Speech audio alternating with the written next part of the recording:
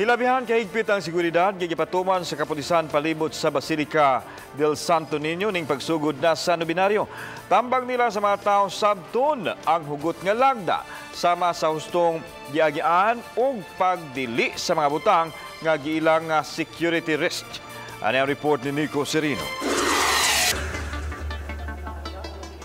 Ning pagsugod na sa binaryo sa Balaang Bata, namuntar na sab ang Multi-Agency Command Center alang sa sinulog. Didto kini sa Cebu City Hall. Giplastada ang mga monitor sa mga high-definition cameras nga gipang-instalar sa mga kadalanan sa dakbayan. Mato ni Chief Superintendent de Sinas, ang taga-Campo Crame ang mipahuwam sa mga kamera alang sa Fiesta Senior ug Sinulog Festival. Dunay mga pulis nga nadistino sa command center 24 oras aron maobserbar ang kuha sa CCTV. Gawas niini, plastada na sab ang communications equipment. Kami po nag-install sa mga rota and nakalink din kami sa City Hall, sa church. Kaya we need eyes kasi sa lahat ng area.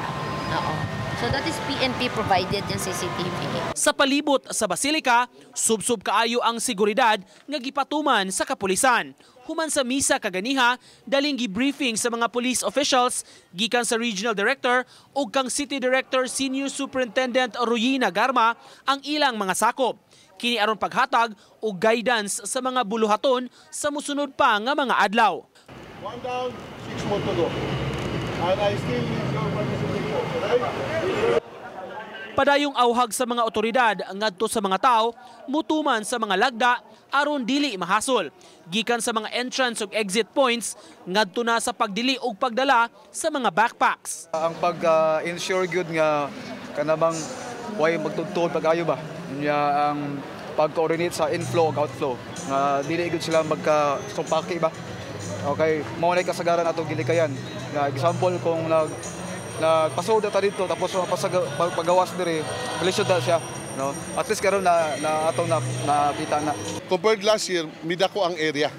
Diba? Midako ang area na ang security coverage karon, ang security arrangement wala na ta sa simbahan lang gyud. Kung naa na gyud ta diri sa mga kalsada napansin nyo. Para ang mga tao dili magguot na sila time na pwede mag-standby. Mabantayan hinuon kaganiha, may mga pipila ka deboto nga nagdala gihapon og backpack. Sama ni ining magtiayon nga gikan sa Lapu-Lapu ug nasurpresa sa lagda. Apan andam ra sila nga mutuman sa palisiya sa kapulisan.